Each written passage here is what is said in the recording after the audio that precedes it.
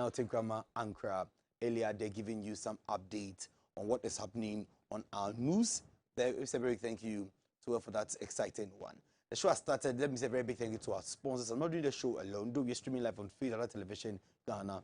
I have with me Eva Beautiful. Anastasia Badu. How are you doing, darling? I'm fine. You look radiant in your green anyway. Thank how do you call you. this green? Turquoise green, or how do you call it? Mint green. Come again? Mint green. Okay. Which of them is polyester green? There's no polyester is a type of fabric. It's a type of fabric. Yes, but that's the cotton dress in mint green color. All right. Yesterday, the president disappointed me woefully. I had huge expectations that he was not going to lift the ban, but apparently lifted the ban, and we confirming over 1,000 cases. I think it's about 1,980 cases, and the president will have to come in and then come and say that he's lifted the ban. So further notice, it's still subject to review. I don't know what is going to happen. We are having rumor. Rumor has said that they have some cases confirmed at Asha Polyclinic here in Accra and also Neshi. Our reporters are going to the place to go and find out. We'll be speaking to them when they get to the grounds and find out how swift, just between yesterday 9 p.m. and this morning, for them to confirm that number of cases there. They're going to find out. And if it's true that these cases have been confirmed at these areas, I don't think it's safe and prudent for the ban on the lockdown to be lifted in these areas. We are also asking another problem, that the people that left the shores of Accra and went to the various regions, are they going to come back to Accra again now that the ban is lifted? These are the kind of conversations we'll be having this morning. But before you go into, let's go to our newspaper headlines. From there, we have more for you on the show. Yes, Rajad, I'm sure people will also side with you in the bit of you getting disappointed with the president lifting the ban on partial lockdown. Actually, when he spoke about it, we were thinking that, okay, it's going to be an extension. People were actually anticipating either an extension or a total lockdown. But that didn't happen. Well, in the course of the conversation, we'll open it up for our viewers and those on Facebook to also join the conversation. And we'll be watching again. If you missed it yesterday, you'll be watching it again, what really transpired yesterday from 9 p.m. Actually, it was supposed to be at 8 p.m. and people were waiting. They waited so much that they had to wait for another hour. So we are going to show you on the screens for you to know what he said and what really he mentioned, or what really he mentioned or he made mention of concerning COVID-19. People think that the ban shouldn't have been lifted because of the over 1,000 cases we have recorded. Others also think, well, it's a good thing because you're not getting new cases. What do you also think? Well, we'll go straight into the daily graphic, the truth and accuracy every day. It says, partial lockdown lifted, borders still closed, social distancing, gathering directives remain. And the president, Nana Dankwa Akufo-Addo, has lifted a partial lockdown imposed on the Greater Accra metropolitan area and the Greater Kumasi metropolitan area, saying the decision is based on data on progress chalked up in the continuation is on page 3. And also on pages 16 and 17, Bank of Ghana, others donates to COVID-19 fund. Page 11 has at the time to design new global financial architecture. Finance Minister Honorable Ken Ofori-Atta. And on page 11 again, Ghana Health Service to tackle meningitis scourge. And that is it for the front page, as you can see on your screens. At the back page of it, it says private sector fund constructs isolation treatment facility. And also Vivo Energy donates PPE to national COVID-19 team. And so you can grab a copy of the daily graphic and then you read further into this and then some more stories. Let's go to the most authoritative newspaper, the Ghanaian Times. Coronavirus update. Ghana lifts partial lockdown as government eases COVID-19 combat restrictions. We have the president of Smiling Akufo-Addo here. The story is on page 13 of the newspaper. Moving to page 20, we have freight forwarders decry delays in clearing goods at Tama Port. NLA offers safest platform for mobile games. The story is on page 13. Moving to page 11, 2 soldiers snatched man camera in Kumasi. So it is on the relation to a media person's assault as the 2 soldiers snatched the camera of the Ghanaian Times cameraman or reporter in Kumasi when he was trying to get some videos from them. In as much as media are supposed to do certain things, we need to understand that taking photographs of people without their knowledge is a crime. Taking photographs of people without their knowledge is a crime. So that'll be the case. You need to grave their indulgence. I believe that Anastasia, we went out there, and anytime we have a roadblock, we speak to the people that we want to have them on camera. We want to do this thing on camera before we go ahead. Yes. Other than that, if it happens that you want to film them, they have the notion that it's going to be a secret filming for you to do something. Yesterday, I had a chance to walk through Circle, where we had the junkie boys standing there in search of food through to Awudome. When we got to the Awudome, there was this policeman that I wanted to engage them concerning what I have seen. One of them came behind the vehicle thinking that maybe there's a secret camera somewhere filming Even if the there was a whole. secret camera, was he going to I find was, it? I was there. I was asking Ishmael that how would he have even seen if there was, because I was engaging you. I could probably maybe have it even on my eyelid or whatever be the case. You don't even know about it, but it's all good. Also, if you're not doing something bad, why should you fear camera? That is it on page 11.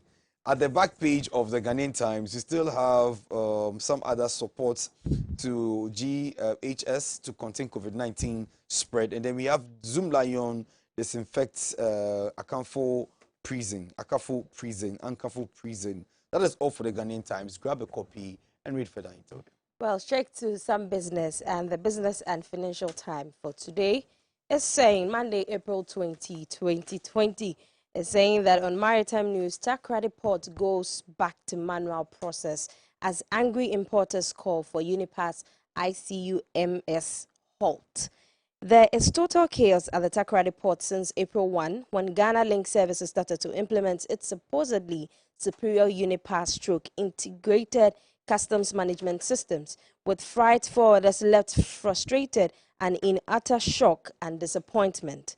The frustrated freight forwarders are mulling over failure of the Unipass system to clear goods electronically and seamlessly at Takrady Port. Currently, valuation is being done manually at Takrady Port, resulting in delays when clearing, and this is on the back page as well. So the continuation of this particular story is on the back page of the BNFT for today. And still on the back page, COVID-19 stigmatization must stop. Well, in the course of the show, I'm going to give you my experience over the week. Last week when I went off the screens, I'm going to share with you. And then also you've heard that those who have been able to be cured, to get cured of the disease and have come to share the experiences with us, they are being stigmatized. They are being stigmatized. Yesterday, in the president's address, he mentioned that we shouldn't continue with that. So the fact that they've been able to fight the disease and now they are very fit, at least we should be able to get closer and know what really is there for us, even if you should contact the disease. Rather than you sit there, point fingers, actually retire them from buying things or getting into contact with them and then exchanging monies and then giving them the services they need. Let us put a stop to it. Now, also, Zoom Lion donates $20,000 to Noguchi to help fight COVID-19. Zoom Lion Ghana Limited, a subsidiary of the Jospong Group of Companies, has donated $20,000, equivalent to 120,000 Ghana cedis, to the University of Ghana Noguchi Memorial Institute for Medical Research, one of the leading laboratories at the forefront of testing samples for novel coronavirus in the country. Chief Corporate Communications Officer, Jospong Group Company, Sophia Lisa, who made the presentation on behalf of the Executive Chairman of Zoom Lion Ghana Limited and Jospong Group Company, Dr. Joseph Sian Ejipong, explained that the contribution was to help the advanced, and the continuation is at the back page of the BNFT. We have some more stories on the front page as well, so you can grab a copy. And on banking, it says Omni Bank confirms 130 million Ghana cedis capital injection from GATT. Bank now meets BOG's stated capital, and it's on page 10 of the paper. At the back page of the BNFT, so the continuation of the stigmatization, and also Takrady Port goes back to manual process also there, and also Zoom Lion donates 20,000 or 120,000 Ghana cedis to Noguchi to help fight COVID-19. Now, quickly reading on stigmatization being stopped, as Ghana battles to stem the spread of COVID-19 through enhanced contact tracing and testing, adherence to social distancing and proper hygiene measures, implementation of a partial lockdown of parts of the country, and increased education, those who fell victim of the virus are being stigmatized, and this has to stop immediately. First, it is no one's fault to test positive for the virus, and stigmatizing or discriminating against such persons will deter others who might be exhibiting symptoms of the virus to call health officials due to the stigma attached. If others who exhibit symptoms do not reach out quickly enough, the virus would continue to spread and efforts to combat it could come to nothing. And so you've heard it for yourself. You can grab a copy of the BNFT, get the details of these ones I've mentioned and some more also in the paper for yourself. All right, let's go to the new crusading guide. And this is an article that has been circulating since last Friday. Kenneth Furiata, what does the African finance minister do now? The story is on page 8. It's an article, a whole huge article. Subsequently, in the show, we'll be speaking to one economist on what Kenneth Furiata thinks needs to be done in these looming times. Stories on pages 3 and 10 have Akufo-Addo lifts lockdown, but puts other enhanced measures in place. Bank of Ghana Petroleum Commission orders donate 12.6 million cedis to COVID-19 trust fund. Police arrest 6 notorious land guards at Pantine for shooting, butchering, and land owners.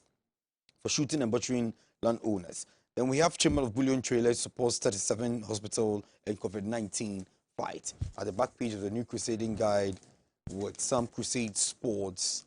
We have tomorrow, Mampi will cost 40 million euros at most. French politicians predict massive transfer market changes. That is all with some other sports items here, which I believe during the sports segment review, Coach Samokusi Apia can give us more update on it. That is all for the new crusading guide. I think that this issues concerning COVID-19 and what have is becoming a bit worrisome in terms of other things, like the way the World Health Organization declared that it's going to be a pandemic. But one other thing that people are looking into is looking at how to save humanity and looking at how to save the economy. But one way or the other, it will only take a prudent government to know how to marry both. I am grateful that one way or the other, we are trying our maximum best to enhance human life, to protect human life as a country. Likewise, those that are in charge too of the economy, like the finance minister, are also finding ways and means with his other African finance ministers or people in charge of the economy to come together to see how best they can do what they are supposed to do. And I'm grateful that at world at large, household names like Bill Gates are continuing with their philanthropical works and seeing how best they can do certain things. But it is my hope that at the end of the day, even when you want to become philanthropical and give us some reliefs, it wouldn't be that after COVID-19 passes, there's some expectations we need to come and then have from them. I was reading an article coming in, one African country has terminated its contract with China because he says that it's only, quote and unquote, only a madman that is going to buy the terms and conditions that the country or China is seeking to offer them. It is just with a particular country and over, but what of the rest of the world? If African countries are going to wake up to these times and say that, look, no is no, I don't want it for my people, then it's going to be prudent for us. Exactly. If I'm not sure it's going to be on conditions. In these times where people have realized the need to extend help to those who need it at the moment, it happens that we as an African country and then also in the African continent, we didn't really record so much as seen in Europe and then other continents as well. So it's like the impact is not so much on us as it is on them. So everybody is trying their very best to make sure they're able to stabilize the economy and also save the lives, like you mentioned. But they're extending help for those who need it in Africa. I think it's a good thing and shouldn't come with any conditions that if I'm giving you this, at the end of the day, when everything is fine, I should be able to get this. I'm not sure that should be a good thing for us. Like we are saying to all philanthropists and then also all individuals and groups that are coming in to help people or extend help to the needy and the less privileged in our communities in these hard times. And we are saying that if we are doing it, some people have posted on social media that if you're extending that help, the next person shouldn't know that they're extending the help. But at least maybe people are doing it for others to see and be motivated to also move and then help people. And as much as we are trying to make the place a safer one for us, the ban has been lifted. We should make sure we're going by all the protocols, safety measures. We shouldn't joke with them. Now, there will be no security personnel at the post to be checking if you are going somewhere or IDs and then all these things. Now, our lives have been left in our own hands to make sure we are doing what we are supposed to be doing. In fact, if we're all supposed to go by these things, I don't think we'll have to be recording them because with the numbers that we've seen, they are not new cases. There are things that there are cases that have been there, and then through contact tracing and other things, we've been able to amount to that these numbers. And so let's just keep to the preventive measures. Make sure we are going by all rules that have been listed out for us. Let's be cautious of everything that we do. I think it's going to be safe for us to be able to manage the economy. Life should be going on as well, and then also we should be living. I know some of you would have a lot of things to say concerning the ban that has been lifted on the lockdown. And some of you are wondering whether it is right or not right. But we'll have that conversation because we want to have a balanced one. In a case where people who were not privy to have watched or listened to the president yesterday, we'll give it to you. But before we do that, we're going to project the figures where we are now as a country as far as COVID-19 is concerned. We're going to do some analysis on the COVID-19 cases we have in Ghana. Let's go to the screen at the moment. This is the total number of people that we have confirmed cases as at now, but it's been updated. This happens to be 190. We have 1,980 cases. This is it. And so we'll be giving you an update from this one. So as at last night, the figure we picked from the Ghana Health Services page before the president spoke. This is it. Let's move on to the next slide. This is the regional representation of it. In terms of what we have seen and what we have not seen. So the places you find the red spot indications are the places that areas. We have the highlighted areas there. So you can see that with the exception of areas like OT region, Savannah, and what have you, are not places that we've recorded. For what you see there, we have about 10 regions that have confirmed cases there on it. So I know of Upper East, Upper West. I know of Tamale. Yes, so we have Greater Accra region, we have Ashanti region, we have Northern region, Central region, we have Upper East region, we have Upper West region, we have Eastern region, we have Northeast, Volta region, and the Western region. It happens that the total number we have actually is 1,042. 1,042. Yes, updated this morning, 1,042. Yes, 1,000 from the Ministry of the Ghana Health Service page, and saying that since it's been updated Monday, April 20, 2028 o'clock and 1,042. Yes, 1,042. And so we have those ones. And there's a breakdown on it. So that is it, yeah. Ghana's situation at the moment, routine surveillance, we have the confirmed. So Salas will be giving us that slides, but as exactly now, so this is the updated one. This is 1,042 cases. That is confirmed cases we have in Ghana. Yes. So it gives you the things you should know about it, that what is coronavirus, how it spreads, the signs and symptoms, prevention and its treatment, and questions that people have asked as a result of COVID-19. We're giving you some graphs of some allocations concerning what have you. So out of the confirmed cases, one we want to know what is the gender statistics like. This is the gender statistics that we have on it. We are going to look at the ratio for what men is and what a female is. We'll be looking at it. It will be I think the men outweighs the females, yes, which there's a question I want to ask. So the sections we are seeing would indicate what it is like. So the blue section is for male, and then the other, that is 50%. 60%. 60%. And then the 40% is for female. Is there any contributing factor to why the males are recording? Hearing this, I was amazed. I was thinking, I said, well, is this as a result of the way of life? Is it as a result of we doing certain things? Because, well, if you're taking the factors and some of the health things that they actually spoke about when this thing came up, drinking, alcohol, and all these things. So if we are going on that grounds, maybe when you're weighing it, you see that the men will always outweigh the women when it comes to consuming alcohol. And so the health issues or health situation of these people are going to be deteriorating as compared to women. And so we'll be speaking to some doctors also to find out how this is. In mind on it. This it is my mind. It is her mind. Anyway, I think this one would have to do with the case, the history itself. Some people that they've not traveled before are the ones that rather having a large number of people. They didn't have travel records. But those that were the imported cases that they brought are the few. That is a small section of the blue that we have there. But through their contact tracing, we're able to have this large number of people. So unfortunately, I'm just asking, so if we have just 18 people traveling, or just 18% of these cases that we have traveling, and they've been able to affect this large number of people, I was wondering what the case would have been if we have not done this surveillance testing, or maybe you have not done the contact tracing and what have you. The situation has been very, very, very, very, very, very, very, very dicey in our situation there.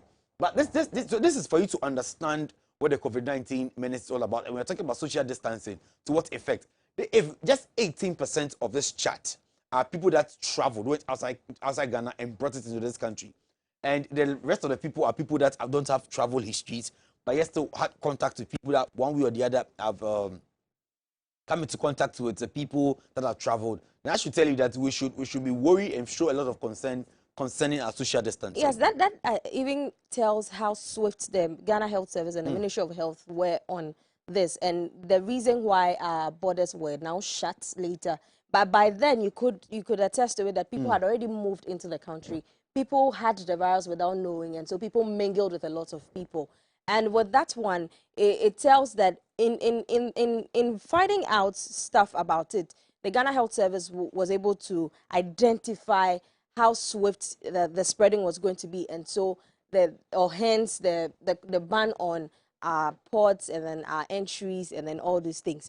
Now, if it's also said, the Ghana Health Service have said that you can't have the virus without knowing. There are some people who panically left some countries or affected countries into Ghana because they thought Ghana was going to be a safer side for them or a safer place for them, or they were coming back home thinking that they were safe and they didn't have the virus. But like they said, people came in, had the virus without knowing. And at the time most of them came into the country, the surveillance or the testing and then the measures that were put in place in the airports were not or had not started by then. Exactly. Because I had a friend who came in and he was asked if he was checking. He said no, he wasn't checking. It was just the temperature that was checked. And if by then the person was not reacting to it, of course you're not going to get anything from the temperature. The temperature that you've taken, you're not going to get anything from it. And so this, I'm sure this is where we found ourselves. And so the need for us to shut our borders and then the entry points that we have into the country. I'm grateful that one way or the other, it maintains that our borders are going to be shut. Yes. Within this period. So we know what. So let's see the next and slide. So like you asked, those who have left to other areas. What is going to happen? Are they going to allow them to come? Or what is going to be the case? We'll also be looking at the global statistics or the global situation as of now. I'm looking at it. Let's see what is going to be. I'm going to check the next slide. So let's pull it up and let's see what is next. We should also be having the regional statistics also being given to us by regional distributions and what have you to subsequently to on the screen. Let's have a look at it. So let's pull it up. Exactly. And so now if you're going on. So this is a global situation as now. Yes. So we have a 1,900,000. So we have 1,918,138. So that is some few numbers to 2,000, 2 million, I should say. So I think with this one, this was as at 15th April. No, this is 20th April. Okay, 2020. so let's have 20. We have 2,000,000. You have 2,000,000. 414,464 total coronavirus cases in the world. That is from the World Health Organization dashboard. Yes, that is what we have here. And it's saying last updated April 20, 2020, 8/9 GMT. It is 2,414,000. So the one we have on the screen, earlier was which was when it was updated on the 15th of April. That's over the weekend. One, we have the update of COVID-19. That's the situation updates of COVID-19 outbreak in Ghana as at 19th April 2020. Yesterday. So we have this one too on your screen whereby it is giving you some theories to it. Would also come and give you. So the Ghana Health Organization is continuing with the supervision of the completion of the backlog of the laboratory samples which have been picked for testing for COVID-19. Total samples tested for so far now stands at 68,591 with 1.2% testing positive. I think it's at the backdrop of this that the president said there's a need for us to lift the ban, because if we've been able to test 68,000 over people and then just 1.52% of them have tested positive, there's no need to come and lock people. Over 90% over 90 are negative. So there's no need. The results of these backlog samples when released does not mean the numbers of new cases recorded on the day of the report. Regions have reported cases remains to be the regions that we came to list. So these are the regions that, as at now, we have the affected cases to be there. We told you that it is the Greater Accra region, Ashanti region, Northern region. We have Central region, Upper West region. We have Upper West, Upper East, Eastern region, Northeast, Volta, and then Western region. So these are the cases we have. But Rachel, you know, for some of the areas, there were foreigners that entered the country. place. Yes. But there's other health issues that are outbreak that we are not looking into. My intel is telling me that we have meningitis at some of these. This was recorded somewhere last 2 weeks when ex-president Dramani Mahama visited the place, and there were over 100 cases that had been reported as of then. But you know, like we said, even prior to we getting here with COVID-19, well, the health personnel that came on the show, A.M Ghana show, made mention of the fact that COVID-19 is going to shift the attention from other diseases and other illnesses in the hospitals, because as much as we are all protecting ourselves, or they are making sure that they're able to stabilize the numbers that we have, or they're able to keep people, to be able to give them the necessary attention and then the necessary treatment they're supposed to give them, some attention will be driven off those with normal. But I don't think this is. And the other time too, about this one, we spoke to some health personnel, and they were like, there are some health personnel that will also be designated to some of these diseases in case we should have any outbreaks like that. There are some specialists who can be handling some of these issues. So I actually was satisfied with that answer, and thinking that we shouldn't be recording much of these the numbers shouldn't be increasing, especially with the meningitis. It shouldn't be. But seeing it in the newspaper today about meningitis, and then people having to come in and then help and then see how it can be managed in some of the regions, we are just praying that it's going to be contained. It wouldn't have to spread down. And then we'll have to also be swift about it. Ghana Health Service should be swift about it to give the education that we need to know about it, what we also need to know, and then how we have to be living our lives in order not to be battling with the two. Because I bet me if it should get down to other regions as well, we are battling with COVID-19. Meningitis will also be on the other hand. I don't know what will be there for us, but in as much as it's in the papers, we should pay attention to it. Let's read on it. Let's know what the education should be done. Let us know what really is going on, and then we'll be fine. I think that in all this, I think that one word of the president has really gotten to me, and it keeps getting to me, is this one too shall pass. I think that we are getting gradually closer. For me, like maybe for my little research I've done, maybe we are getting closer to this one to getting passed. But it seems that having the numbers rise to 1,042, then we ask ourselves, are we passing with this one too? That is why people do not buy. People are not buying the idea of the president lifting the ban on. But we are complaining, we're agitating that, okay, the lockdown isn't proper and people are that. You see, we want to go back to work, we complain about everything. Exactly. But I think that he foresaw this thing come. That's why he increased the weeks to maybe 3 weeks. Ideally, I was expecting him to even come and shut us down definitely for like the next 3 weeks, for us to spend like 6 weeks there. So I was saying that the Nigerian president I just spoken to his people once. The other means of lockdown has come through by means of communication. Paper communicate, statements. So if the president is shy of not coming to tell us that, okay, I can't come and look at their face and tell that, okay, I'm going to put another 3 weeks or maybe another 2 weeks on it, they'll feel bad about it. Give us a statement. We will read. Media will do the transcribe for you so we can say it in other languages that people are going to understand and what have you. But it's all good. Let's go back and look at the routine surveillance Ghana situation as at now. Routine surveillance. If you come and look at the mandatory quarantine Accra situation, we are going to pull it up onto the screen for you. But when it comes to Ghana's situation concerning routine surveillance, we have confirmed we have 383, recovered at 99, well or responding to treatment is 271, critical or moderately ill is 4, and the death happens to be 9. Death is 9. And then when you put all this together, that's how come we're able to arrive at the total 8,042 concerning the confirmed cases. Even those even recovered are even part of the counting. The responding to treatment too, and then critically or moderately ill, and the ones that are dead too are also part of it. So you have to do the minusing of it. So this is it. You just do your own calculations and see how the numbers are dwindling. So out of the 1,042, you have to take away those that have recovered from it and those that have died. You'd have to do that. Do the math in your home.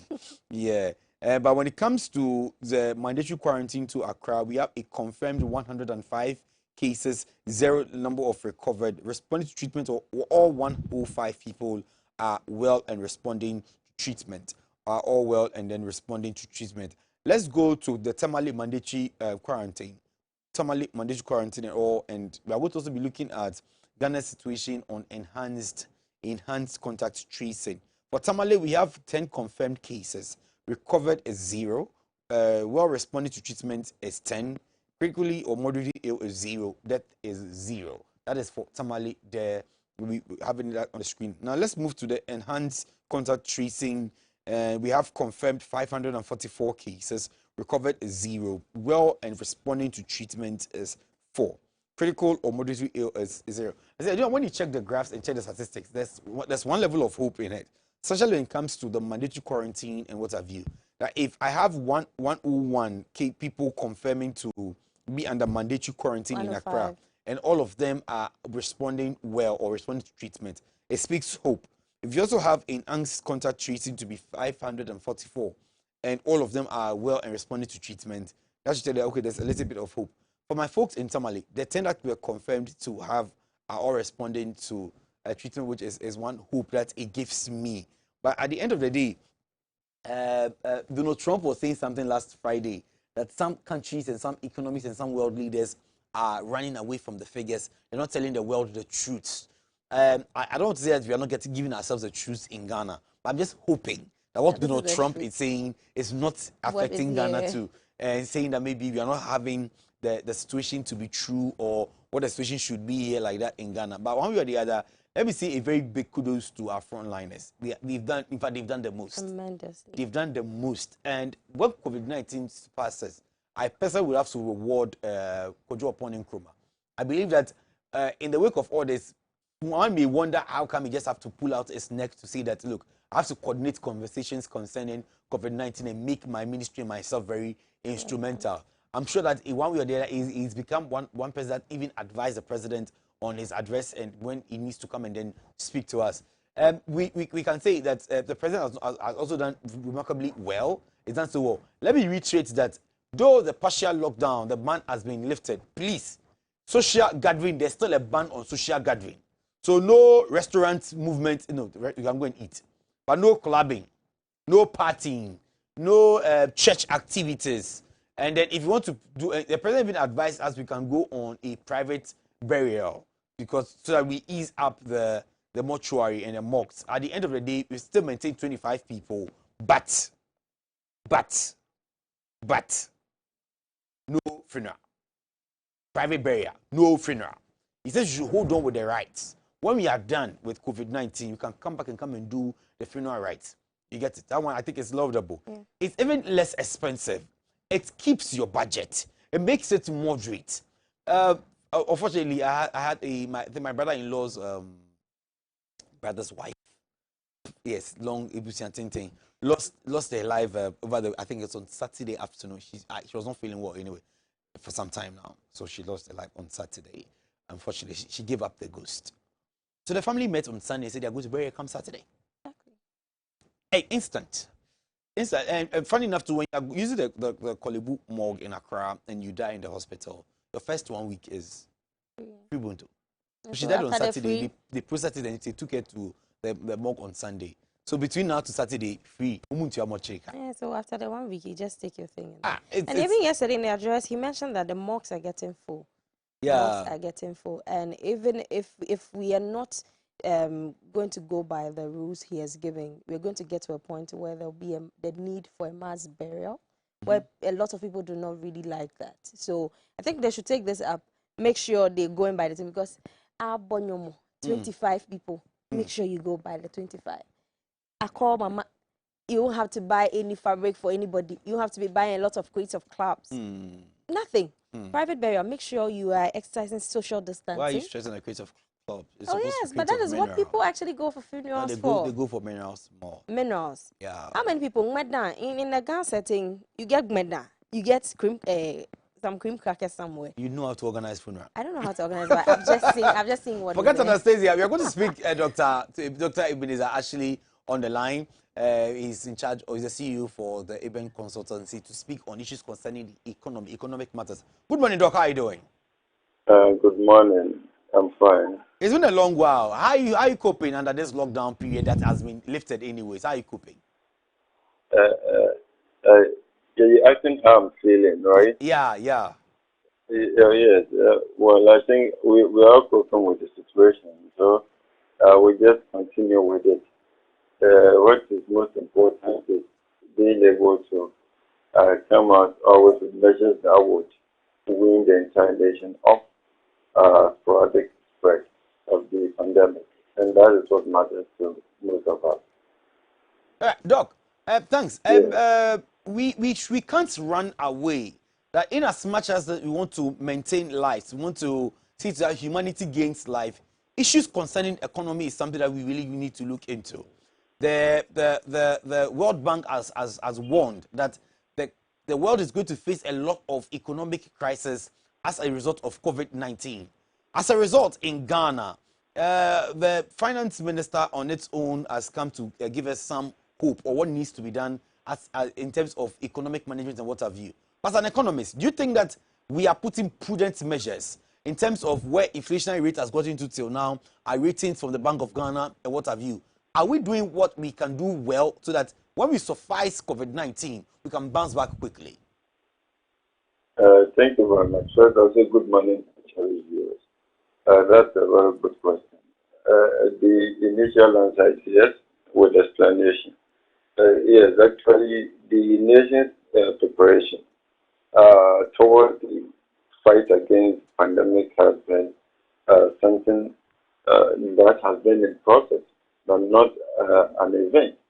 And in as much as some the initial preparation was a bit lax, what matters is the fact that we've risen to the occasion and the extent of preparedness, given our level in terms of population size and the spread of the population distribution, in addition to the spread, I think we are on course as a nation. The level of preparation is to a very large extent high. But what remains a fact is that the pandemic still remains a mystery. Very difficult to tell exactly what it is and what it is, and it keeps emerging with what I would describe as satellite viruses. And just as the president announced yesterday, the research team at Noguchi and I think Kolibu has been able to unravel some of these viruses. And they are in addition to others that have been identified in places like Italy and Spain. It has been found that the initial virus identified in Wuhan city is not the only one spreading as of now. There are other viruses that have emerged from the main, and that is what makes the asymptomatic patients very important in this regard. So there are many facets to the whole pandemic outbreak. It is not one as we know or knew it, and therefore tackling it is quite widespread. But I'm happy as a nation we are doing well, and that is actually the situation. Now, the decision to come this far was somewhat announced at the earlier outset of the lockdown.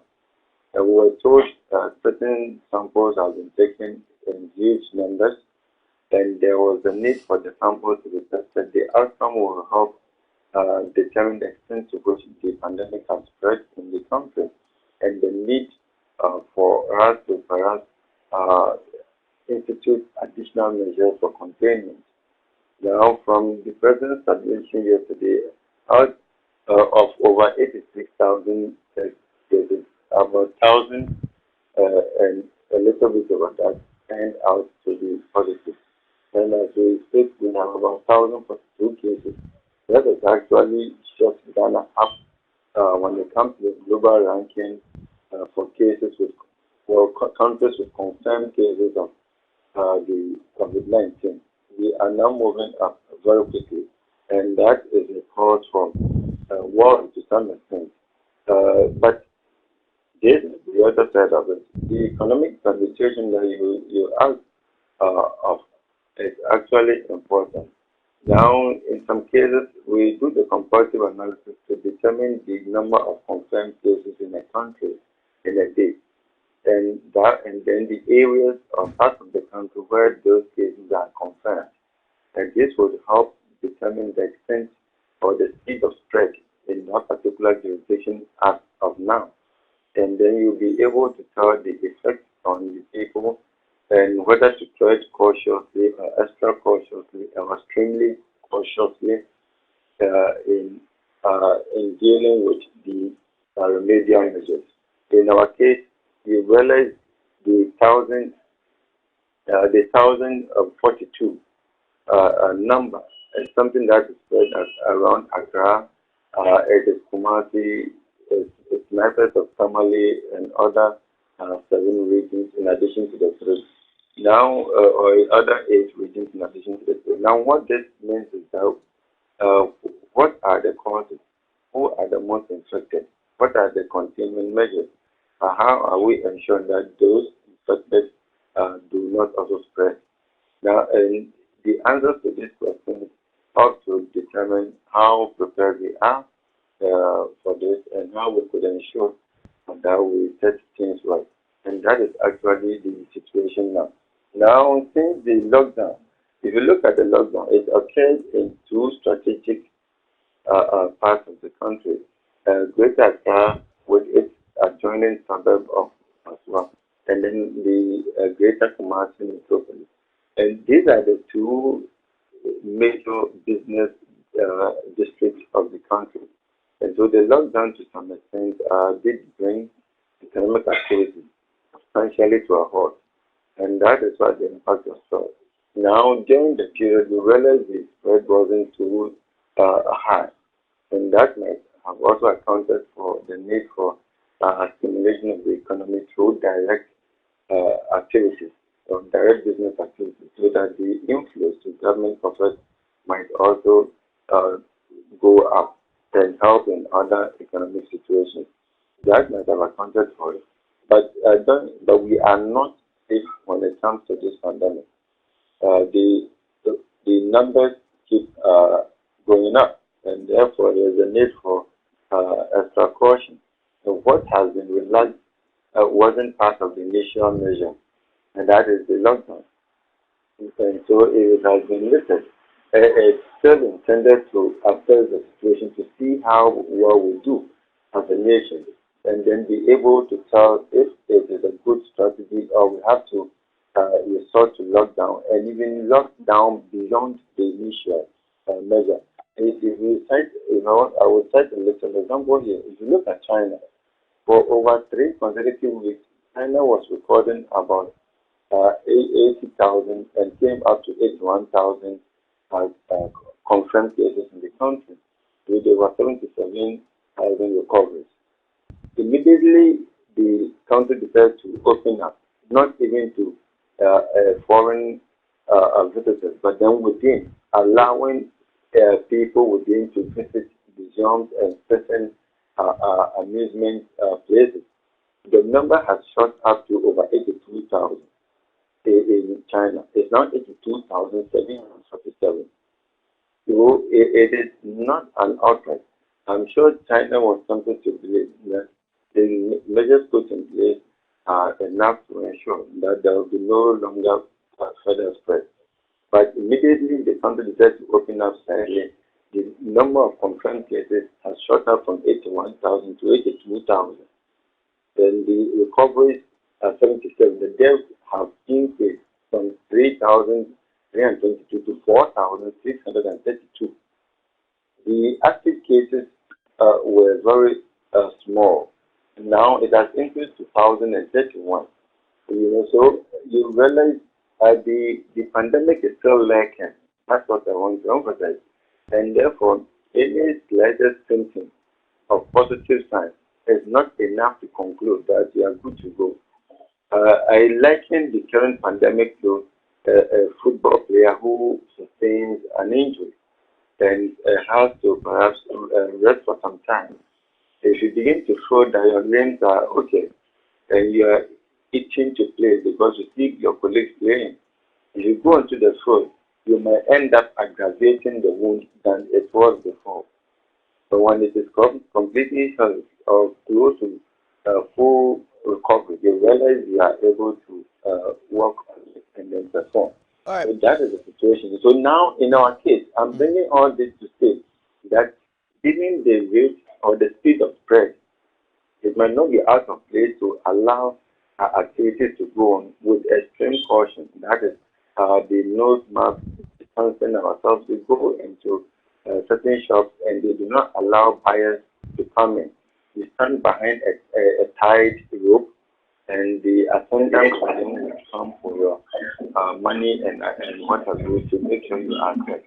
All of these are part of the containment measures. If we would adhere to this in the marketplaces and not contest the market, then we might be fine with it. And so the decision to open up is not absolute. It's intended to test the waters to see how effective it will be. And I'm likening this to what I call the Austrian model. You see, Austria has decided to reopen the economy, but on a very slow pace. As of today, small businesses are being allowed to operate in Austria because they realized that they have an average of about 100 cases a day. In our case, we don't have average of 100 cases a day.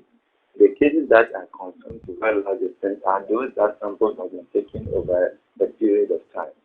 And so it stands to reason that the speed or rate of spread in the country is a bit low.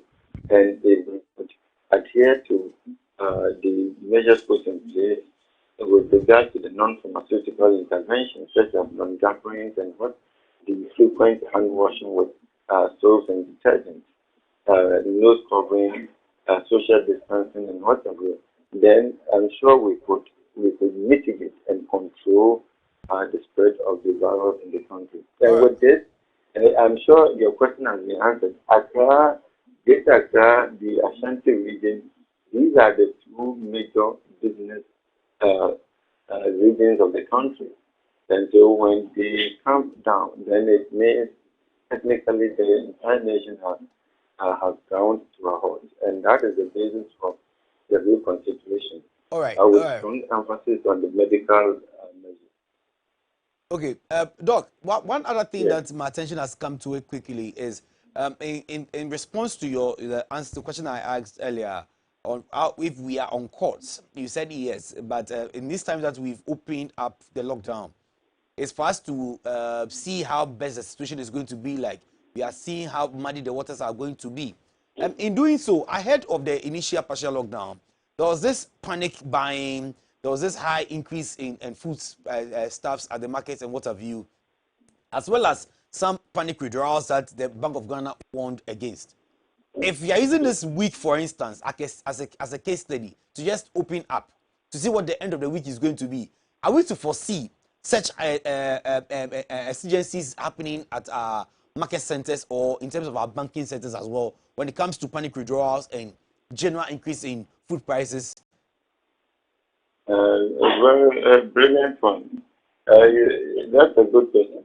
But that is the basis for the president's non-specification of this particular open up. He did not say it has been opened up for some time with specifics, but he did indirectly mention that it is intended to assess the situation and the necessary measures will be put in place depending on the outcome.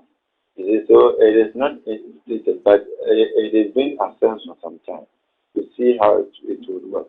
If we should give a timeline, then the people's reaction might be on or might be negative than the blunt, and that is what will result in what you talked about.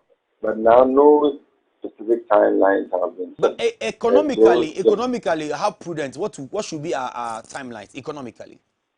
No. In this particular situation, economically, we do not even need the coronavirus to disrupt our planned activities for the year.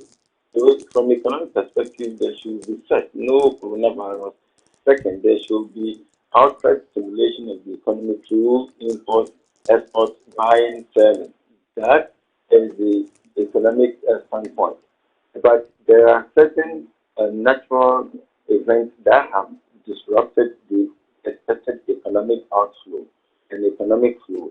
So how do you, in a way, adapt to this particular situation alongside the expected economic outcome. So from economic perspective, there shouldn't be no coronavirus, or the scientists should be able to tell us that there will be no further spread in the country and that economic activities can go on uninterrupted. That is what the economic standpoint will be. But since we do not have it that way, and even at the last week, the Ghana Medical Association was even calling for a complete shutdown. It means from health perspective, we are not safe. The World Health Organization has stated last week, which some of us have captured in our current writing, that the entire world effort at fighting the pandemic is narrowing. To say the global effort at fighting the COVID-19 is narrowing. It means the pandemic is spreading than the collective effort to mitigate its widespread and effect on people. So, from this particular angle, you realize it is not something that is quite open for economic activity. But you tread with caution, just as we are going.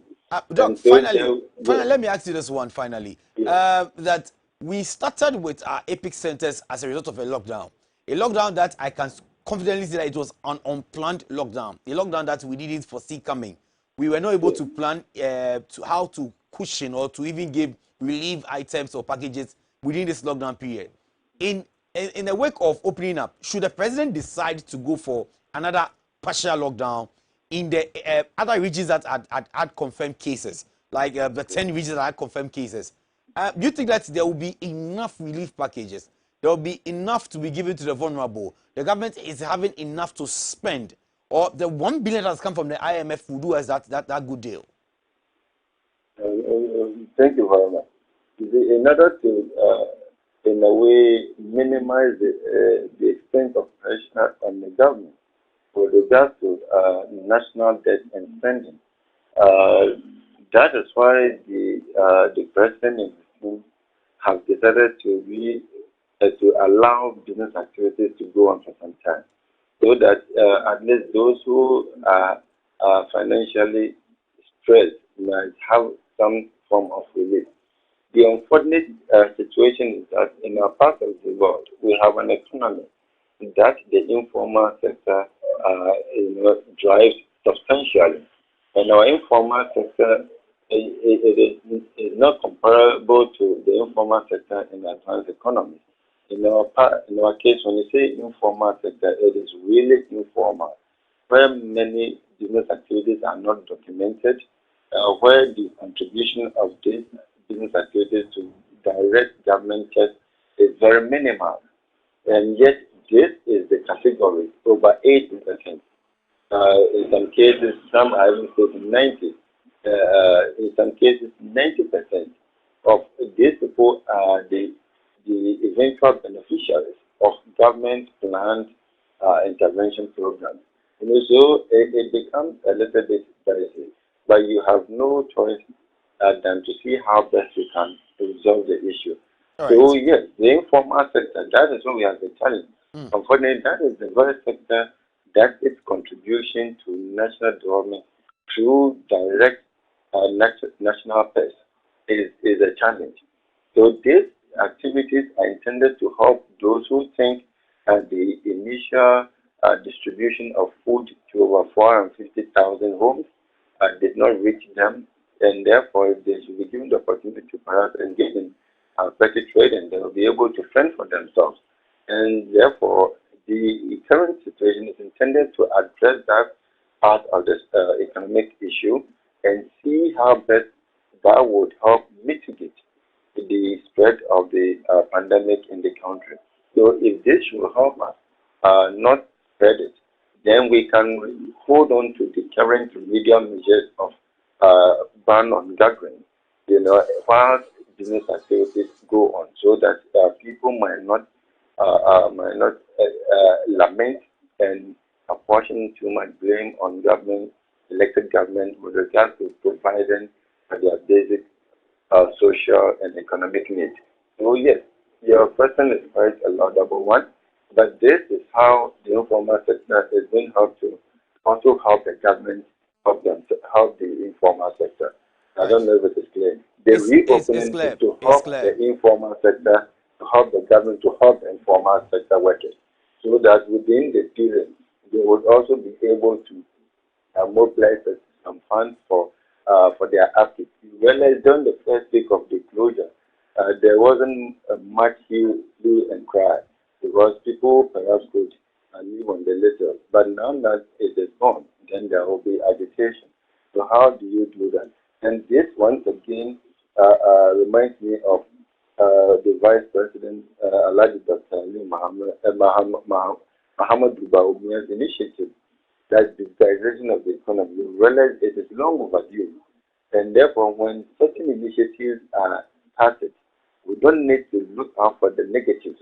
We must look out for the positives in those initiatives and add up in the cost. And where there are lapses, we try to address them, but not shoot them in the foot right at the outset. Here we are. If the economy was to be digitized, it will make easier the identification of people in the informal sector. Their contribution to the economy, even if it's not 100%, might come up to about 20–30%. And this would ease government contribution and assistance to that sector with little recourse to international financial assistance. So now you are compelled to reopen so that these people whom you are not able to reach out with your initial food or monetary package will be able to fend for themselves. But it increases the country's risk of spreading the virus. So once again, digitization has come handy at this particular point in time. Just All as the establishment of factories, the one district, one factory, especially establishing the most essential factories, has also come handy at the outset of this particular pandemic. So we shall go on. And therefore, to conclude, we shouldn't be surprised if the lockdown resurfaces. If we will not hear of lockdown, then it will depend on how, as Ghanaians, we comport ourselves and make sure that we do not engage in activities that will further spread the pandemic, but will help to, in a way, reduce the confirmed number of cases as we have in the country. So the efforts of each and every one of us would help determine the direction of the country and minimize the pressure on the economy. The finance minister is being careful. He doesn't want the entire nation to end up with an excessive debt, so that would become a political ground.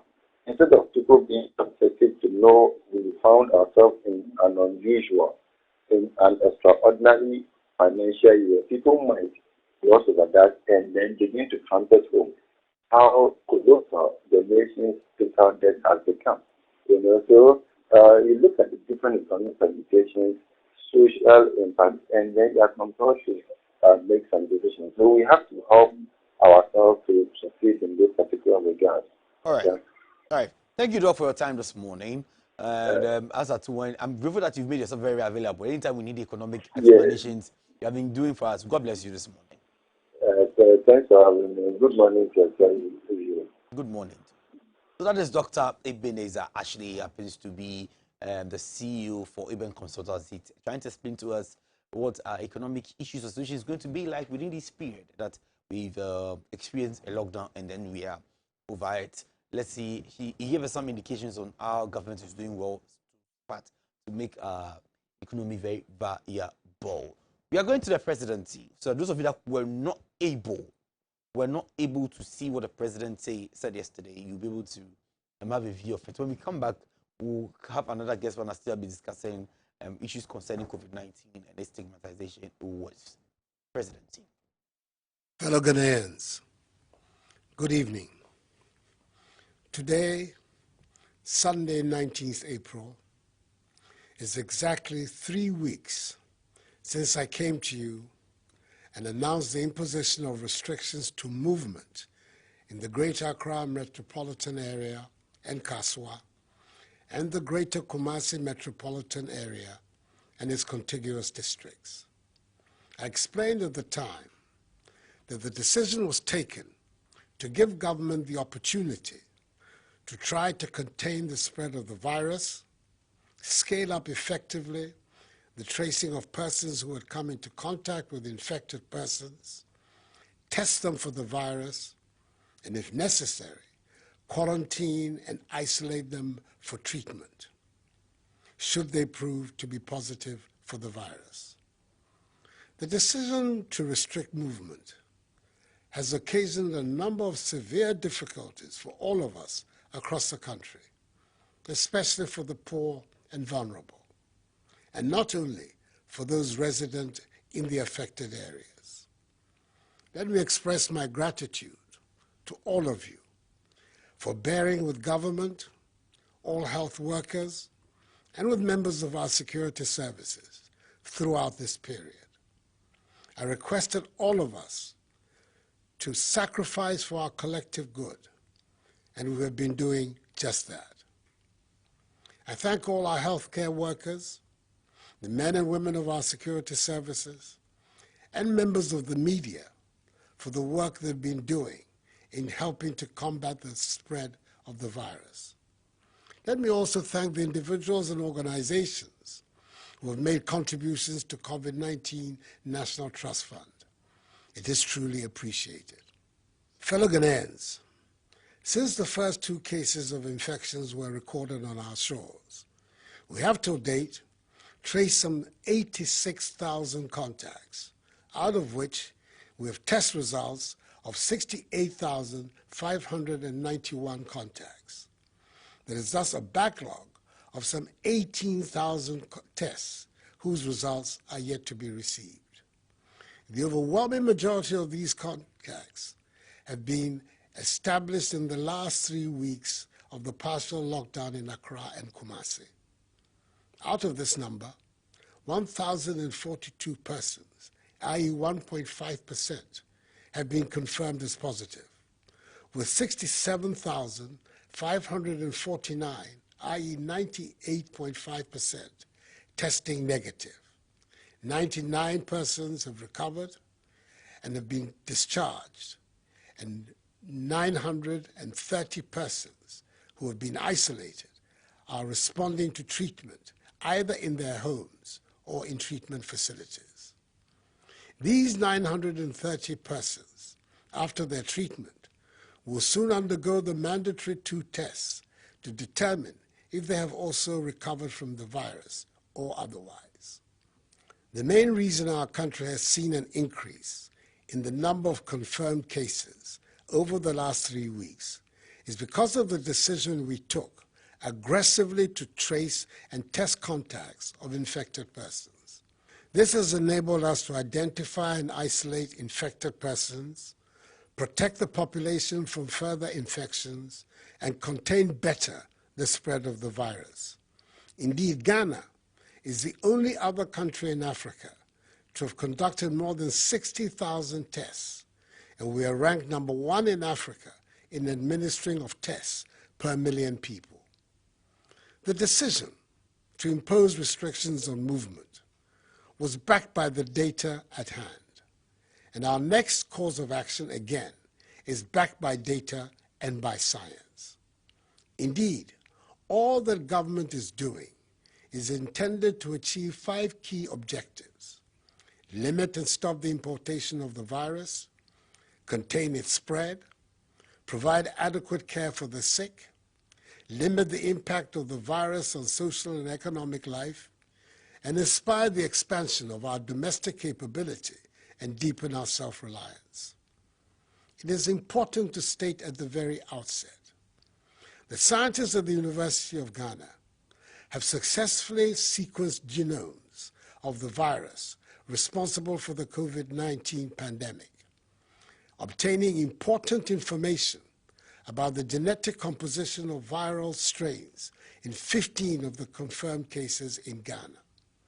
This is a significant milestone in Ghana's response to the pandemic, as it will strengthen surveillance for tracking mutations of the virus and in the tracing of the sources of community infections in people with no known contact with confirmed cases. The Ghanaian scientific community is to be warmly applauded for this advance and contribution to global knowledge. Their work makes us proud to be Ghanaians, and who knows, God may work through them to discover a vaccine. What a triumph that would be. Indeed, the recent genomic characterization of African coronaviruses by our own scientists illustrates the need to establish the enabling framework for sustaining vaccine manufacturing in Africa. We must advance African-led partnerships to drive scientific innovations for the control of viral diseases by vaccination. Ghana, recognizing this critical public health tool, will support the African Vaccine Manufacturing Initiative, which is chaired by Noguchi's Professor William Ampofo, to promote the agenda for vaccine development and manufacturing in Africa by Africans for the world. Government has also introduced the use of drones to expedite the transportation of samples to laboratory centers. On Friday, 17th April, for example, 51 samples were delivered from the Ominako Drone Distribution Center to Noguchi. Furthermore, we're introducing rapid results testing to augment our surveillance and enhance contact tracing efforts so that we can quickly isolate and treat confirmed cases. From the 68,591 samples tested, we've been able to understand better the dynamism of the virus, mapped out its geographic footprint, and established current and potential hotspots. We've also been able to isolate and educate asymptomatic carriers and thereby help minimize the spread of the virus. So far, it has been established that the virus was imported into our midst from foreign shores and is being spread through person-to-person contact.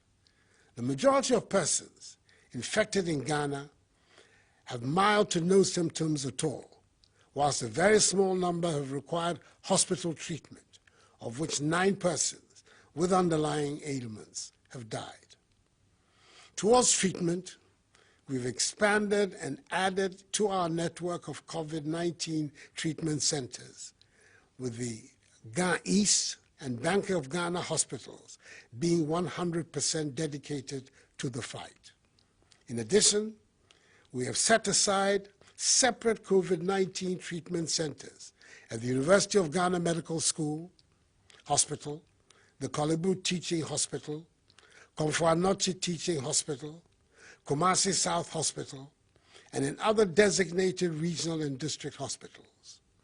Last Friday, I was honored to do the virtual sod-cutting ceremony for the construction of a 100-bed infectious disease and isolation facility at the Ghana East Municipal Hospital, which is being funded through a public-private partnership under the leadership of the Ghana COVID-19 Private Sector Fund, and whose construction, with the assistance of the 48th Engineer Regiment of the Ghana Armed Forces, will be completed in 6 weeks. Members of the Private Sector Fund have indeed acted like citizens and not spectators in these testing times for our country, and their patriotism is to be loudly praised. We have also scaled up the domestic production of personal protective equipment, and our health care facilities so far have taken delivery of 14,550 scrubs, 11,900 gowns, 19,980 head covers, 263,281 nose masks, 13,002 N95 nose masks, 41,117 varying sizes of sanitizers have also been produced locally and delivered to our health facilities. The enhancement of our capacity to test has been made possible by the dedication of the expanded teams at Noguchi Memorial Institute for Medical Research, the Kumasi Center for Collaborative Research, and the National Public Health Reference Laboratory.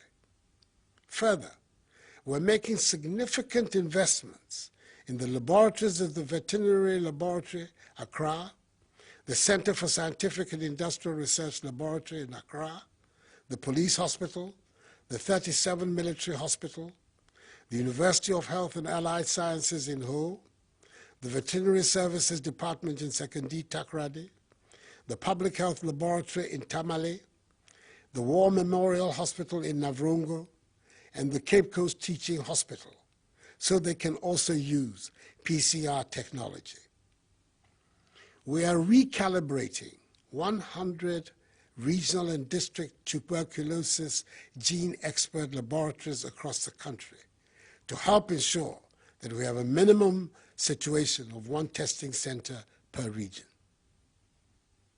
Fellow Ghanaians, in view of our ability to undertake aggressive contact tracing of infected persons, the enhancement of our capacity to test, the expansion in the numbers of our treatment and isolation centers, our better understanding of the dynamism of the virus, the ramping up of our domestic capacity to produce our own personal protective equipment, sanitizers and medicine, the modest successes chalked in containing the spread of the virus in Accra and Kumasi, and the severe impact on the poor and vulnerable.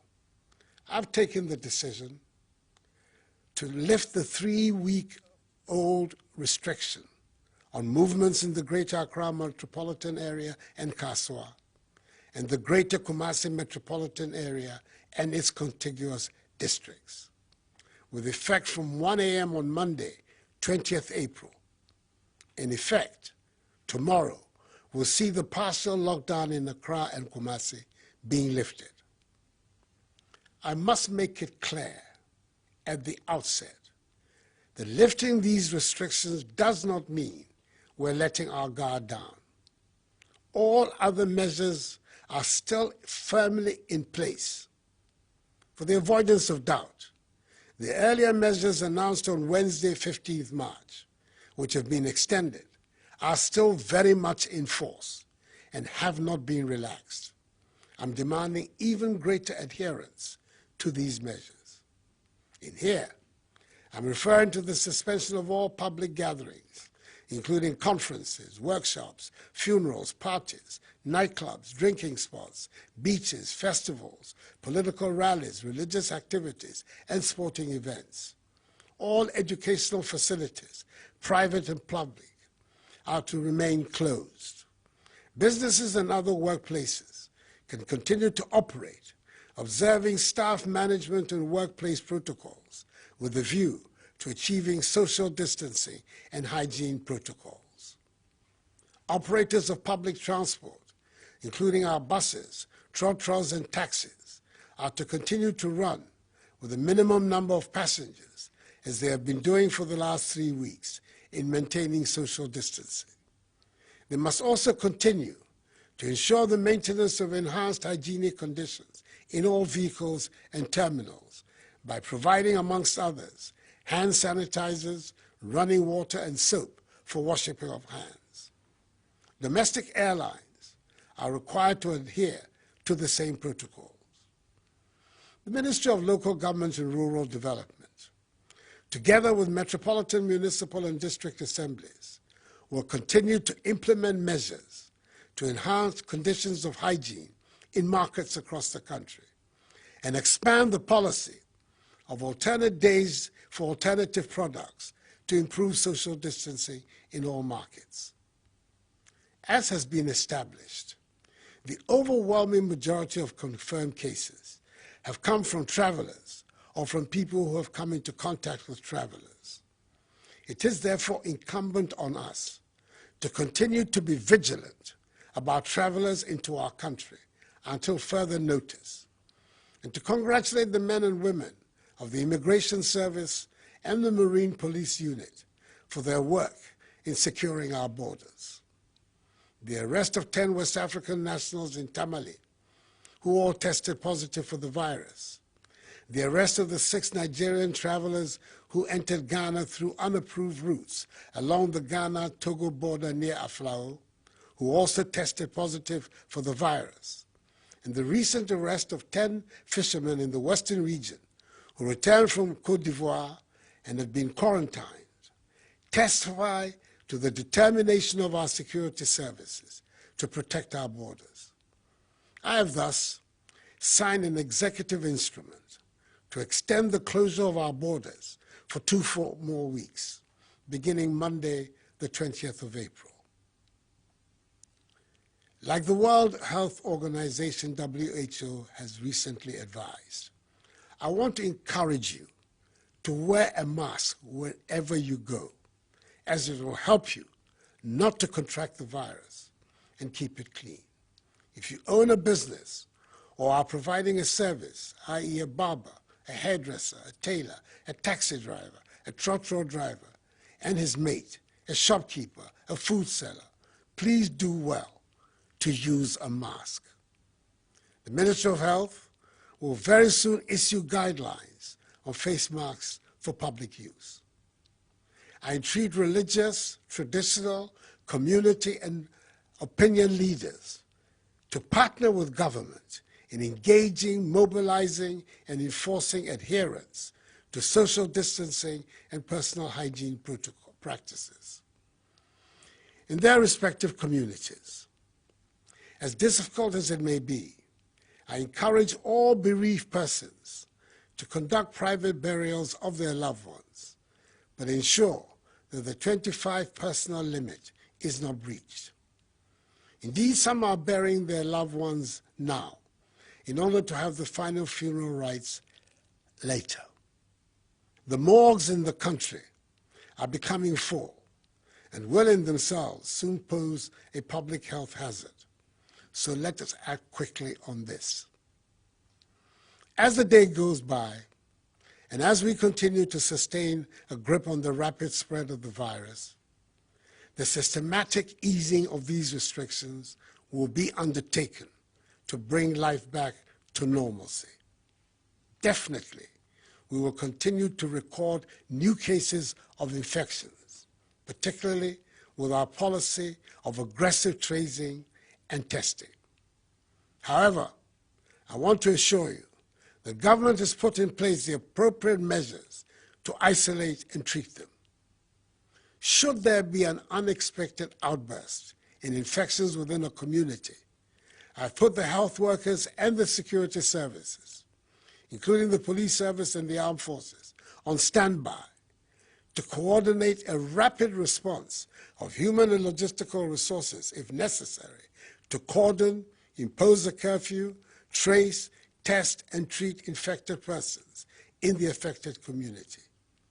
Indeed, the focus of government's policy and action will be based on the implementation of the 3 T's, i.e. tracing, testing, and treating. In any event, stay at home unless it is absolutely essential. The movement of foodstuffs will continue from producing areas to the markets, and with the intervention of the metropolitan, municipal, and district assemblies, the markets will be better organized for the sale of foodstuffs. Fellow Ghanaians, as we fight to halt the spread of the virus, we're also engaged in fights on 2 other fronts, fights we must equally win. Firstly, there continues to be the deliberate dissemination of fake news, disinformation, and outright lies by some unpatriotic citizens about the spread of the virus since its outbreak in the country. These acts are being orchestrated by those who seek to benefit by seeking to sow the seeds of panic and confusion amongst the populace at this time of national crisis. I have an unequivocal, unambiguous message for those involved in these despicable acts. Put an immediate stop to it, or be held accountable for your actions. Secondly, as been aptly stated by the Ghana Medical Association, being infected by the coronavirus is not necessarily a death sentence. I've noticed with great concern the stories of some persons who have recovered from the virus now being confronted with another problem, i.e. stigmatization. This is not right, as it will rather drive away people from getting screened, tested, and treated. The stigmatization of recovered persons must stop, because if the virus did not end their lives and livelihoods, the stigma from members of their communities should not. I know the effects of the measures to contain the virus have been difficult for many, and that is why I mandated the creation of the 1.2 billion CD Coronavirus Alleviation Program to support households and businesses. Out of this amount, 280 million cedis is being used to provide food for the vulnerable and free water for all Ghanaians for 3 months, i.e. April, May, and June. 323 million cedis is being used to motivate our health workers, and 600 million cedis of assistance is being provided to micro, small, and medium-scale businesses. I expect disbursements of the 600 million cedis to start in May.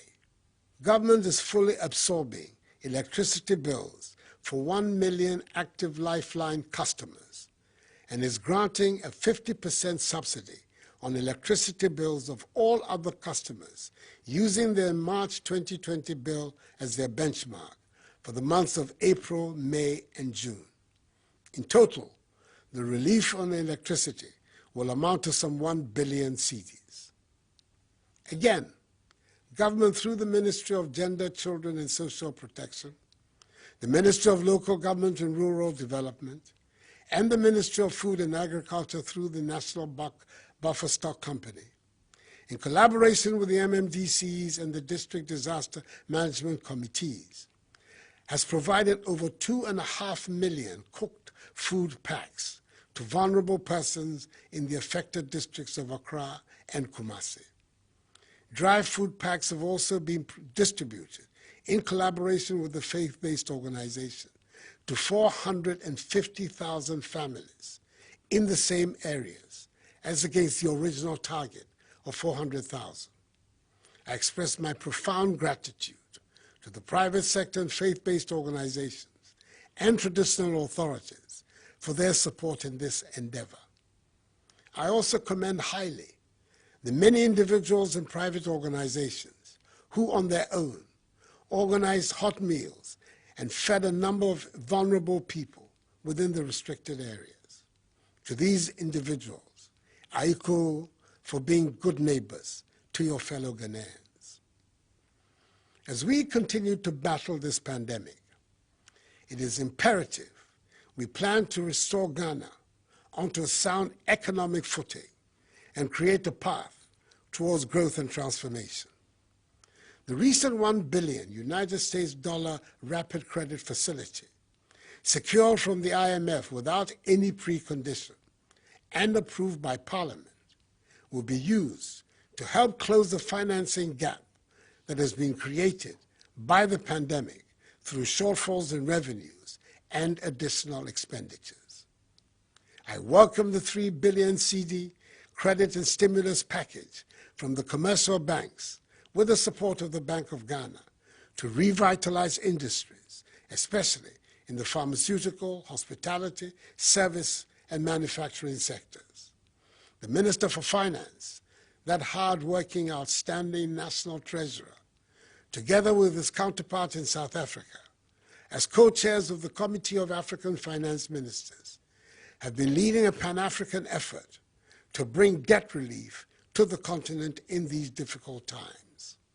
The recent $1 billion United States dollar rapid credit facility, secured from the IMF without any precondition and approved by Parliament, will be used to help close the financing gap that has been created by the pandemic through shortfalls in revenues and additional expenditures. I welcome the 3 billion CD credit and stimulus package from the commercial banks with the support of the Bank of Ghana to revitalize industries, especially in the pharmaceutical, hospitality, service, and manufacturing sectors. The Minister for Finance, that hard-working, outstanding national treasurer, together with his counterpart in South Africa, as co-chairs of the Committee of African Finance Ministers, have been leading a Pan-African effort to bring debt relief to the continent in these difficult times. Last Friday, they achieved a 9-month debt standstill from the World Bank for all qualifying members of the International Development Association, IDA, starting from 1st May 2020, totaling some 44 billion United States dollars for the countries of Africa. In the case of Ghana, this amounts to a freeze in principal and interest payments for the year, amounting to some 500 million United States dollars. This will create greater fiscal space to help make the Ghanaian economy much more resilient. I've charged the finance minister to leave no stone unturned to achieve an even greater and comprehensive debt relief program for Africa. Our success in defeating the virus is largely within our control. That means each and every one of us must exercise at all times during this period without the partial lockdown in Accra and Kumasi a strong sense of selflessness, self-control, and self-discipline. It is important to stress strongly that coming out of the partial lockdown in Accra and Kumasi does not mean we are out of the pandemic. We will continue to monitor closely events in some hotspots in the Greater Accra metropolitan area like Wejagbawe, Ga East and Ayawaso East municipalities, and Tema metropolis, and in the eastern region like Esuejamai and Lower Manya Krobo districts. Whenever the situation so warrants, a community in which the virus is identified as becoming prevalent will be locked down until there is a clear understanding of the trajectory of the virus that would allow us to contain it. We must obey the measures still in place, including the new ones, because we know our survival depends on them. And the harder we are on ourselves in obeying them, the quicker and more enduring will be the victory. To Ghanaians in all parts of the world, I urge you to remain steadfast in abiding by the rules and regulations that have been put in place by your host countries to combat the virus. And I extend the condolences of all your compatriots at home to all families of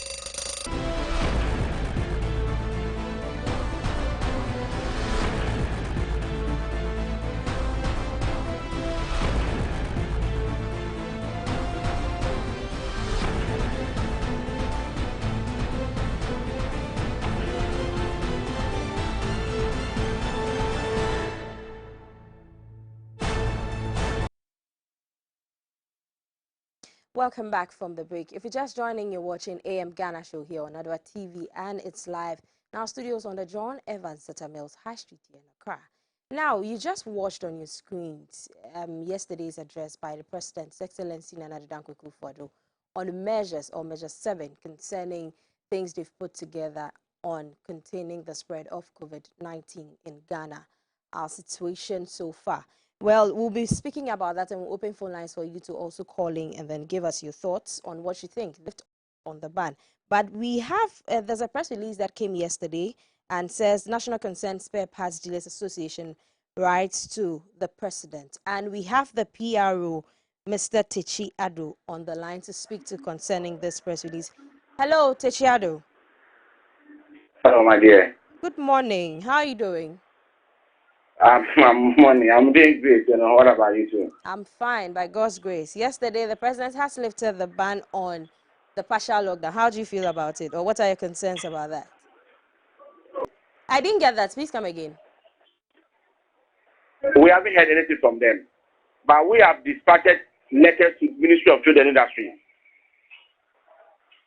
So we are here to receive a response from the Ministry of Trade and Industry. And did they also tell you when you'll be hearing from them, so you know how to go about your things? Yeah, we are waiting for their response. For now, We've sent the letters. So now we are waiting for their response. So based on their response, then we know what to do. Okay, okay. All right. And so we'll also be listening, or we'll also be here to hear from you. In case you hear anything, you can still talk to us about it, and then we'll continue with the conversation. Thank you very much for giving me this opportunity. Thank you very much, Mr. Adu, for your time. All right. All right. So that was Mr. Techi Adu, the PRO for National Concerned Spare Parts Dealers Association of Ghana. Reginald, I'm sure you listened to what he said, and he's made mention of factual points, or he outlined some points that really is the problem. Aside the fact that spare parts are calling for them to be taken off, or these money shouldn't be taken from them by the Ghana Ports and Harbours Authority, there are some things we're also seeing on the markets that people are complaining about increased in goods on the market and then other things. What do you have to say about that? The thing is that even prior to the extension of the third week lockdown, there are circulars coming on social media concerning the Ghana Port and Harbour Authority and demurrage and what have you. It is generally not prudent. It is not humanitarianly feasible or sensitive that in these times that not out of their own will is the will of government to lock down or restrict movement in these times. So if somebody is into